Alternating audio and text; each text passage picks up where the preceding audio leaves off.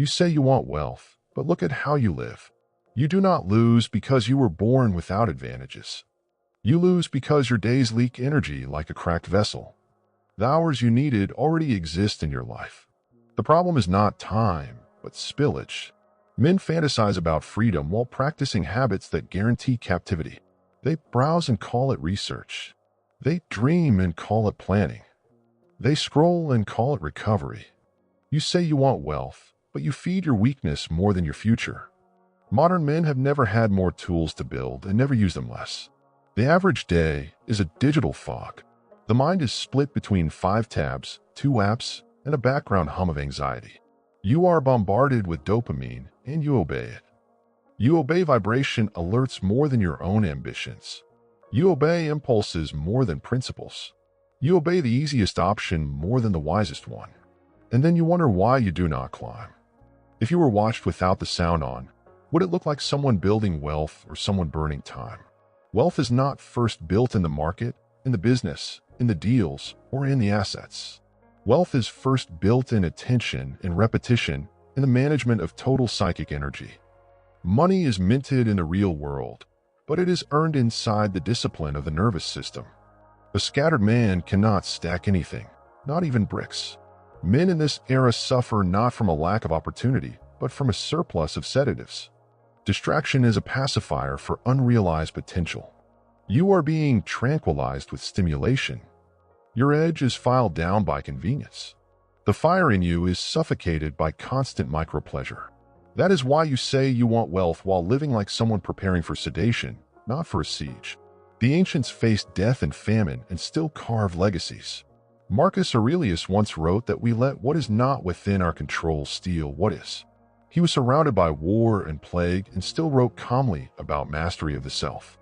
You have peace, safety, electricity, and gigabit internet, yet you surrender to flickering squares. It is not the world that blocks you now. It is the softness that prosperity created. The modern lie is that you need more information before you begin. The truth is you need more refusal. Wealth is not built by adding more input but subtracting what drains. You do not need more time hacks, more books, more secrets. You need to stop bleeding stamina into empty rituals. Most men do not run out of chances, they run out of force. Clarity is a function of what you stop doing. Apply one law today, 1 cup per day. Remove a single energy leak, not 10. Not a full rewiring. 1 decisive subtraction. Delete the application that consumes your will. Block the site that hijacks your mind. Refuse the conversation that loops your insecurity. Predecide a rule and treat it like steel. The moment you remove 1 leak, you do not just save minutes, you reclaim identity. Each enforced boundary is a psychological dividend. Make yourself do something that takes energy before you consume anything that gives you comfort. Reverse the order of the day. Effort before pleasure. Work before noise. Depth before drift. If you start with extraction of will, the rest of the day bends around strength. If you start with sedation, the rest of the day bends around loss. You must understand the moral physics of wealth. The universe rewards the direction of force, not the illusion of desire. Wanting is weightless. Doing is heavy. The man who conserves and directs his energy will always outbuild the one who leaks his days into triviality. The price of freedom is paid in energy, not wishes. The freedom you envy belongs to someone who stopped feeding his impulses years before you did. Close your eyes and imagine a version of you who does not leak. A version who is not soft, not scattered, not drugged by distractions. That version already exists inside the same skull. The difference is not fate. The difference is allocation. The man you want to become is not blocked by fate but by friction. The moment you govern your energy, you begin to become him for real. You say you want wealth, then start living like someone who is actually on the road to it. Because until your energy is mastered, every other ambition is noise wrapped in fantasy. Wealth does not come to the man who waits. It comes to the man who stops wasting what he already has. Control your energy, and everything else finally has somewhere to land. You are not losing because the world is rigged against you. You are losing because you leak force into things that will never return anything. The first revolution of wealth is not external. It is internal. Seal the leaks, and you change your trajectory without asking anyone for permission. You say you want wealth, but you behave like a man who believes he has infinite time left to get serious. Men do not procrastinate because they are lazy. They procrastinate because they are comfortable. A starving man does not delay eating. A drowning man does not delay breathing. Comfort sedates urgency, and a sedated man cannot build anything heavy, anything lasting, anything that demands heat. There is a quiet epidemic among modern men, not of poverty, but of numbness. Your body is alive, but your ambition is anesthetized. You feel the slow decay, but you tell yourself that one day you will rise. Men repeat this lie for decades until their youth evaporates, their edges dull, and their hunger rots into regret. The modern tragedy is not failure. The modern tragedy is potential that never ignites. Energy does not disappear by accident. It is harvested by the environment you tolerate. Every notification, every trivial conversation, every unscheduled hour, every late-night indulgence, every indulgent morning delay, each one is a tax you consent to. Men believe they are free because they can choose pleasure, not realizing that every easy choice enslaves the future self who must pay for it. Samurai teachings often warn that a man dies in the morning he lives without intention. You do not have to fall on a battlefield to lose your life. You can lose it quietly inside a decade of half effort and half focus. Energy is not just what your muscles can do. Energy is the spiritual voltage behind your actions. Once it drops, your life operates in low resolution. You think less clearly, decide more weakly, move more slowly, quit more easily. The Stoics taught that the cost of weakness is always paid later, and paid with interest. Modern men assume they can recover discipline once success arrives. But discipline is the down payment, not the dividend. If you cannot command yourself while you are unknown, you will not magically command yourself when you are recognized. Exposure magnifies identity. It never replaces it. You say you want wealth, but when the world offers you two paths, you choose the path that preserves comfort instead of the path that builds direction. Men confuse comfort for safety, when in reality, comfort is the slowest form of risk. Every day spent in distraction is not neutral. It is erosion.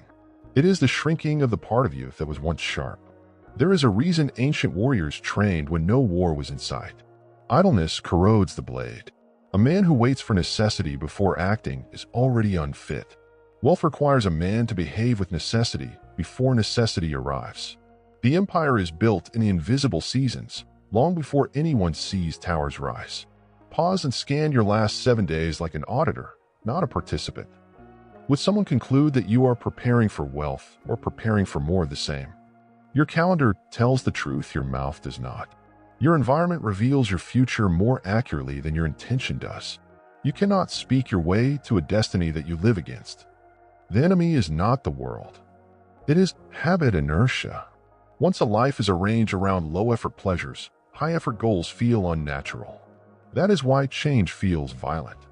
You're not only fighting distraction, you are fighting the identity built around it. But this violence is necessary. Every transformation begins with a civil war inside the self. You say you want wealth, yet you spend the first fuel of every morning not on building, but on reacting. Before your mind has even stabilized, you give it away. You reach for the phone, and with that one movement you kneel. You let other people's noise occupy the throne of your first thoughts. A man cannot create a sovereign life while beginning his day as a servant to the world's chatter.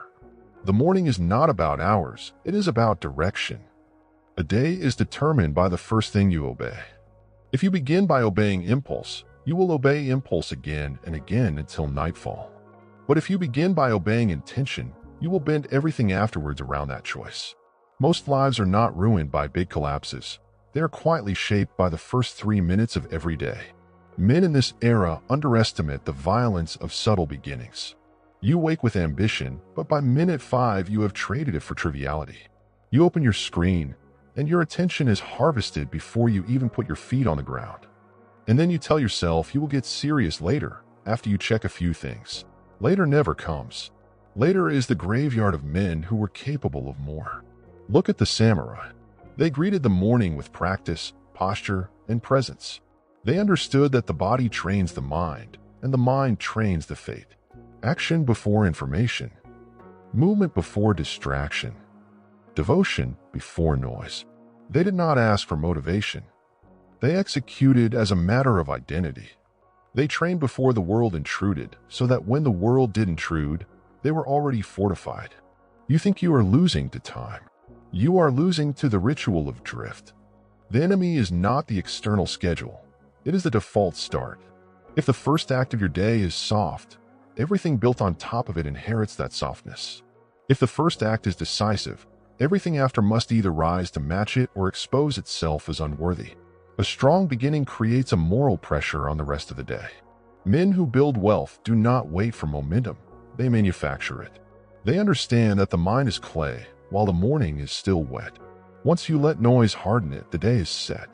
And then you blame fate, workload, mood, or circumstances, anything except the truth that you surrendered your sovereignty before the battle even started. The Greeks said that the man who conquers himself is greater than the man who conquers a city. The morning is the daily battlefield of that conquest. There is no empire for the man who loses there. Wealth is not an accumulation of money, but an accumulation of days won. Lose enough mornings and you forfeit years. Win enough mornings and the world eventually has to respond. Ask yourself in brutal honesty, if a stranger watched only your mornings for 30 days, would they predict that you are on your way to financial freedom or to another decade of repetition? The answer to that question is your true life trajectory, not your goals, not your affirmations, not your someday. The man who wins the morning is not the one with a perfect routine, but the one with the ruthless rule. One line you do not cross. One promise you do not break. Something done before you touch noise. Something done before you bow to comfort. Something that asserts, I am the one directing the day, not the day directing me. The practical application is simple, but not easy. Choose one act of effort that must occur before you allow any digital input. It could be writing a single page, reading 10 lines of a hard book, walking 5 minutes in silence, breathing until the pulse of anxiety breaks, or beginning work on the task you fear the most. The point is not size, the point is primacy. Effort before consumption. Creation before reaction. You may argue that your schedule is chaotic, your life complex, your mornings constrained. That is fine. Complexity is not an excuse because the rule is not about time but about order. Even if all you own is 3 minutes, those 3 minutes must serve your becoming, not your erosion. A man who cannot control 3 minutes will not control 3 hours, 3 years, or 3 fortunes. Sovereignty starts microscopic. When you withdraw your mornings from the world, you quietly train the universe how to treat you. You signal through action that you are not furniture for other people's agendas. You reclaim psychological gravity. You begin to live from the inside out instead of from the outside in. Wealth requires this reversal. The rich are not rich because they make money. They are rich because they mastered the direction of their effort long before the money arrived. The close of this truth is harsh but freeing. You are not tired. You are unled. You are not bored. You are unstaked. You are not late. You are unordered. Fix the beginning and the rest begins to bend. Lose the beginning and the rest dissolves. Men spend years trying to fix their outcomes when the leak is in the opening.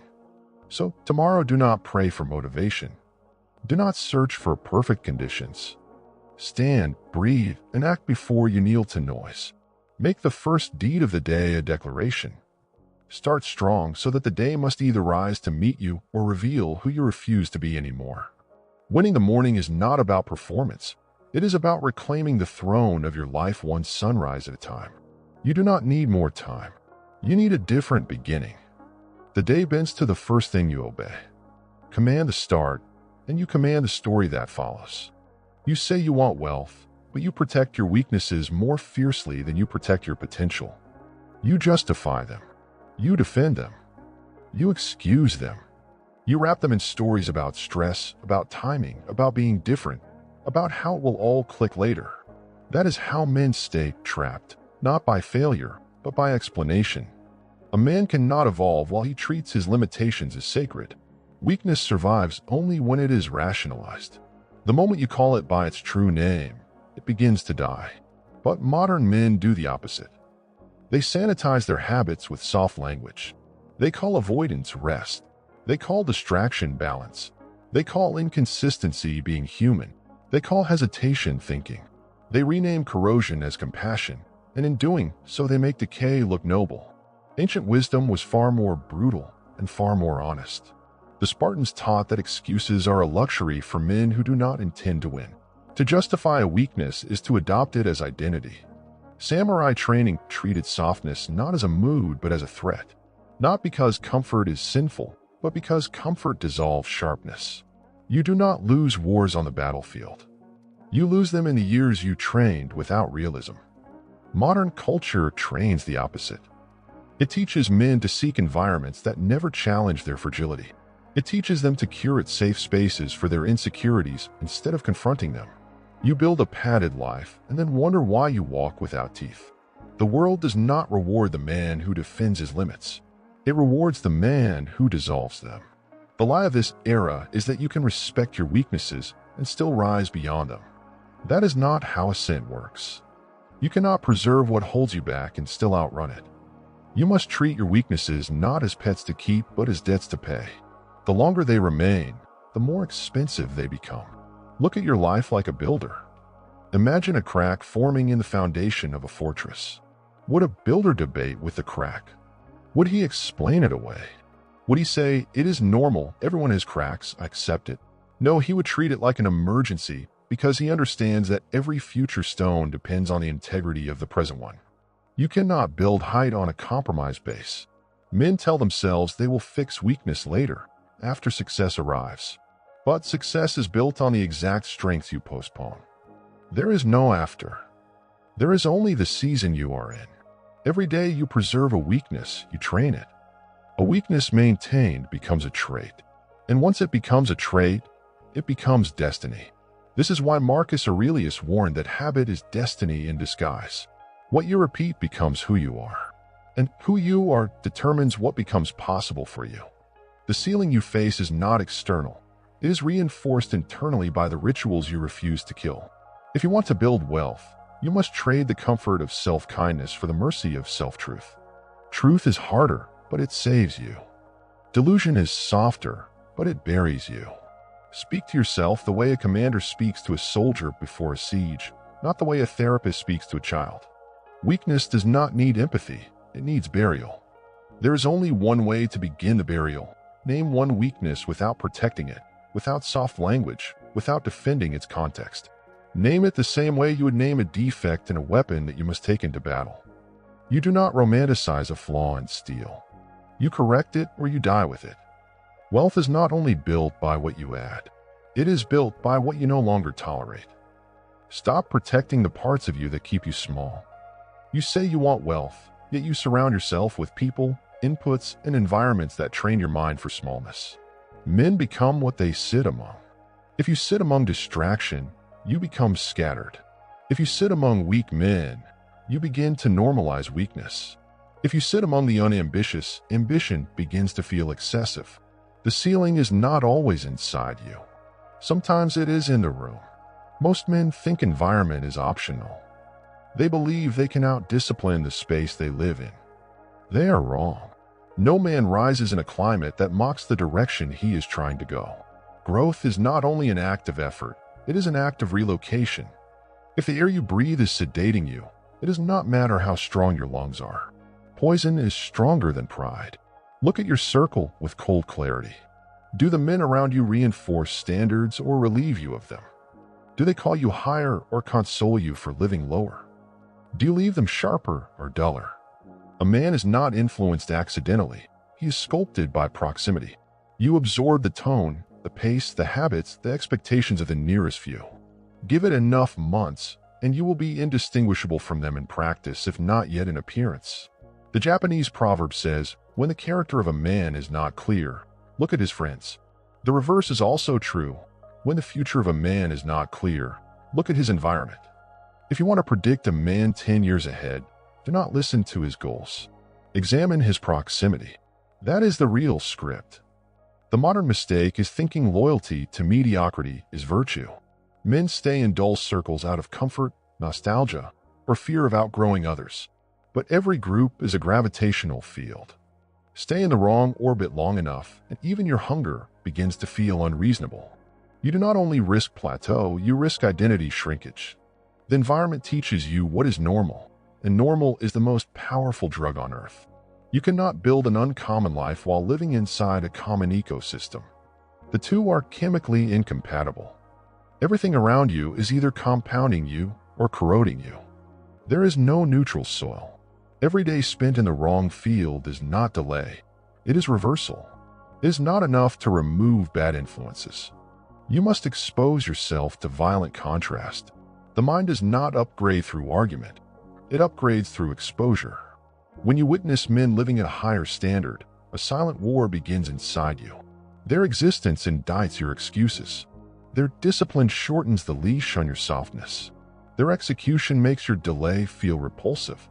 This is the fertile anguish men need. But understand this, you do not need to know them personally. Proximity in the 21st century is not only physical. You can build a new circle by curating your inputs, long-form thinkers, disciplined builders, voices that sharpen instead of soothe. You can let steel shape you through screen before you find steel in the flesh. Inputs precede access. The environment is a forge or a freezer. It is either heating your will or numbing it. Before you ask how to get rich, ask instead, what do my surroundings train me to become? The truth is that no man sustains momentum in a room that contradicts his direction. If you stay, you will shrink to fit.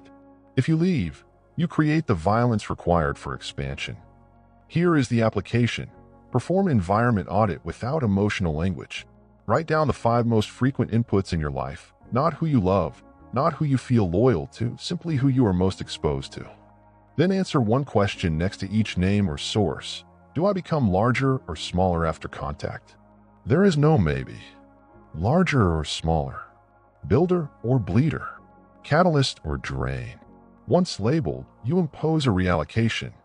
You do not need to cut everyone to zero, but you must reverse the exposure ratio.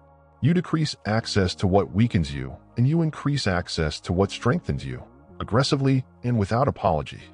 Loyalty to your potential must outrank loyalty to familiarity. There will be guilt. Good. Guilt is the scream of your old identity begging to stay alive. Do not negotiate with it. When an old life dies, it always calls you cruel. Every ascent is betrayal of the former self and the former circle. Men who cannot betray the old never meet the future version of themselves. Remember this hard line. You do not outgrow people by argument. You outgrow them by velocity. Change your speed and your orbit changes automatically. Move with force and the wrong people fall off by physics, not discussion. You will not need a speech. Your pace will do the separation for you. The ancients taught that a man must choose his influences the way a warrior chooses his armor, not by comfort but by effectiveness. You do not need people who make you feel safe. You need people who make you feel ashamed to waste your life. The right environment does not let you relax into your old self. It tightens your jaw. It forces you upward by comparison. Close your teeth around this truth. If you remain in a climate built for smallness, your destiny is already decided. Wealth, power, freedom, they are climates before they are outcomes. You must relocate your mind before your life relocates. If you stand in the wrong soil long enough, even oak seed rots into nothing. Do not wait for permission, applause, or consensus. Redraw the borders of proximity. Audit, subtract, replace. You do not owe anyone your stagnation. The world is quietly run by the men who had the courage to leave the rooms that trained them to be less. There is no gentleness here. The life above you does not coexist with the environment beside you. One of them must die. Choose the death that leads to growth. You will not become more while surrounded by less. Change the room, and the man inside it changes with it. You say you want wealth, but you live as if the clock is merciful. You act like there will always be more time to get serious, more time to build, more time to change. This is the greatest illusion of the modern man, that he can postpone the becoming of himself without consequence. Men do not run out of options. They run out of years. Death is not the enemy. Delays. Death ends a life once. Delay prevents a life endlessly. There are men who die at 80, and there are men who die in spirit at 23 and simply continue breathing. You can function, eat, laugh, scroll, commute, smile, all while carrying a corpse where your ambition used to live. The world is full of moving bodies whose future already expired because they never crossed the threshold into commitment. The ancient warriors rose every day with death on the tongue, not to become morbid, but to become urgent. Memento mori was not poetic. It was a weapon against postponement. To remember mortality is to remember the cost of drifting. A man who knows he is temporary does not waste himself on trivial pulls. He sharpens. He cuts. He directs. Mortality forces selection. Modern men live as if they expect to be rescued, by luck, by timing, by a sudden stroke of motivation, by a future version of themselves who will somehow wake up disciplined. That rescue is not coming. No one arrives to rewrite a life you refuse to take hold of. A man becomes wealthy long before he becomes rich when he stops living like someone who believes another lifetime is coming. This is the through line of all decay, the belief that the window will reopen. It will not. Every season that passes closes a door you can never get back. You will not always have the same fire.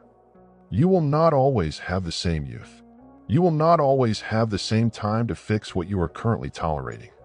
The price of delay is irreversible. Seneca wrote that it is not that life is short, but that we waste most of it. We behave as if time is a storage unit, and we can retrieve it later when ambition finally wakes. But time is not stored. Time is burned. An everyday burn without direction is a piece of your future self you will never meet. There is a posture a man takes when he finally awakens to limits. He stops bargaining.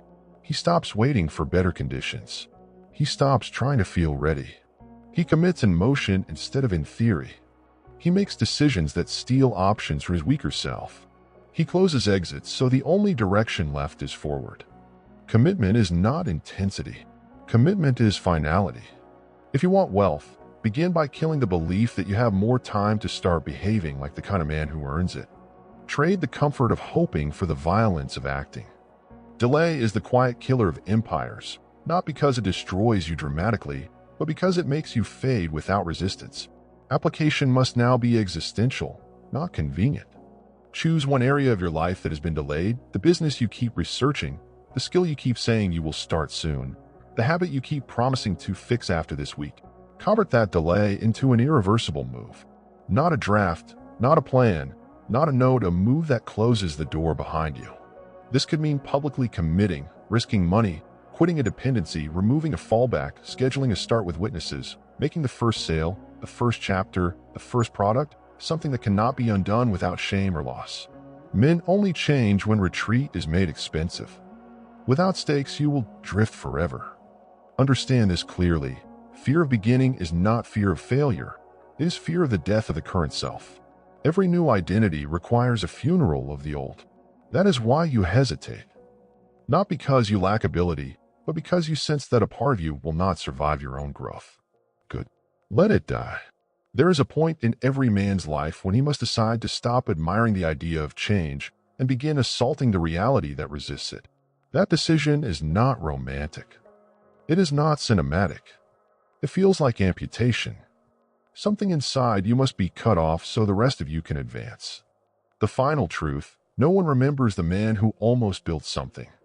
No one is moved by potential unrealized. No biography is written about plans. Legacy begins only when a man declares that the life he has been postponing will be postponed no more. Wealth is not about money. Wealth is about the refusal to waste the one life that was issued to you without renewal. End this chapter by facing one sentence without blinking. If you do not begin now, when you are still capable, you will become the man you currently pity. There is no softer outcome. Fate is not cruel, procrastination is. You say you want wealth. Then act like someone running out of time because you are. This is your one life. It will not wait for you to be ready. Start before comfort buries the man you were born capable of becoming. Wealth is not a number. It is the discipline of a man who stopped leaking his energy, stopped protecting his weaknesses, stopped bending to soft environments, stopped preserving the old self, and stopped pretending there would be more time. Freedom belongs to the one who lives like the window is closing, because it is.